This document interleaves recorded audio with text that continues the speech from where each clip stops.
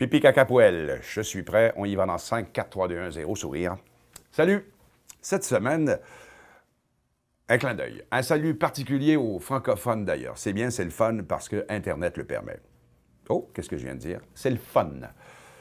Ben, c'est un peu ça dont je vais parler aujourd'hui. Parce que c'est le fun de jouer avec la langue. C'est Anne-Marie Lozic qui m'a dit ça. Vous faites votre première visite au Québec, il faut vous mettre au parfum. Parce qu'il y a des mots et des expressions qui diffèrent. Le mot fun, par exemple, est anglais, signifie plaisir. Alors ici, du fun, vous allez voir, on s'en fait, on a toujours du fun ici. Tout est pour le fun. Un classique. Un des mots utilisés de façon différente et marquante ici, c'est le mot « gosse », qui, en France, signifie « enfant », alors qu'ici, c'est une couille, une vraie couille, un testicule. Au Québec, une fille qui a 2 gosses, ça se peut pas. Comme le verbe « branler ». Dites-vous, branler dans le manche, parce que branler dans le manche, ici, c'est pas quelqu'un qui se branle dans un manche, c'est quelqu'un qui hésite. D'ailleurs, moi, avant de vous parler de ça, je branlais dans le manche. Avez-vous remarqué, et c'est comme ça dans presque toutes les langues, que beaucoup d'expressions tournent autour du sexe, des parties génitales, du cul, quoi. Comme par exemple, ici, avoir le trou de cul en dessous du bras, c'est pas une malformation, on n'a pas l'anus sous l'aisselle. Ça veut dire être fatigué, être crevé. Par exemple, il est rare qu'un fonctionnaire entre à la maison le trou de cul en dessous du bras. Hein? Vous voyez, ça aussi, c'est universel.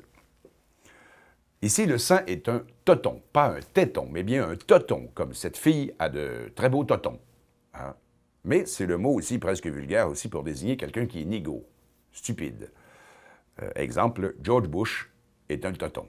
Et il nous a fait glisser dans la guerre de l'Afghanistan. Nous avons mordu comme des totons.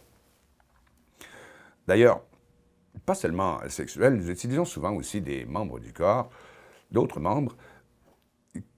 Ici, par exemple, lorsque ça coûte cher, lorsque c'est coûteux, on dit « ça coûte un bras ». Et si c'est encore plus cher, on dira « ça coûte un bras, pas une jambe ». On peut également aller sous la peau. Il ne sera pas tard que vous entendrez à un moment donné au Québec « il est fait à l'os, il est coincé ». Croyant que la femme de ménage arrive, il se fout à poil, mais non, c'est sa propre femme, alors il est coincé à l'os. Il est fait à l'os. Aussi, les étrangers, par contre, vous allez vous y retrouver, parce que plusieurs mots, vous le constaterez, sont les mêmes, à la différence d'une lettre ou deux. La merde, chez nous, c'est de la marde. Poignée. Ici, on enlève le « i ». C'est la poignée. Le poignet devient un poignet. Le balai est un bel exemple aussi. Souvent, nous enlevons le « i ». Le balai est un balai. Des fois, nous ajoutons des lettres, comme le mot « ici » se dit « icit »,« icit », ici. C'est ça, ici, c'est « icit ». La lettre « i », d'ailleurs, est souvent malmenée au Québec. Prenons comme toi et moi les deux pronoms. Ben, souvent, nous remplaçons le « i » par « et », accent aigu. Toi, c'est toi, et moi, c'est moi. Et ça fait penser aussi que la conjonction entre les deux « et », et, est remplacée souvent ici par « pi », comme le pi d'une vache. Alors, on ne dira pas « toi et moi », mais bien « toi, pi moi ».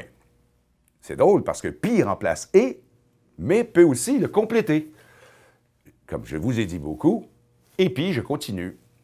Le mot « gueule », vous enlevez le « g », remplacé par « y ». Gueule devient « gueule ». Je vais te péter la gueule. En plus, nous avons des mots inventés. Les quételles. Il a pogné les quételles, les nerfs. Chez nous, la vulve est une noule, une noune. La toilette est une bécosse. Une voiture est un char. Le malhonnête est un crosseur. Le fêtard est un foireux. Le dollar est une pièce. Et le hot dog est un roteux. Et aussi, tiens, le verbe « partir » peut être remplacé par le verbe « scramer ». Comme moi, par exemple, j'en ai assez dit, alors je scrame, également synonyme de « je décalisse ». Salut!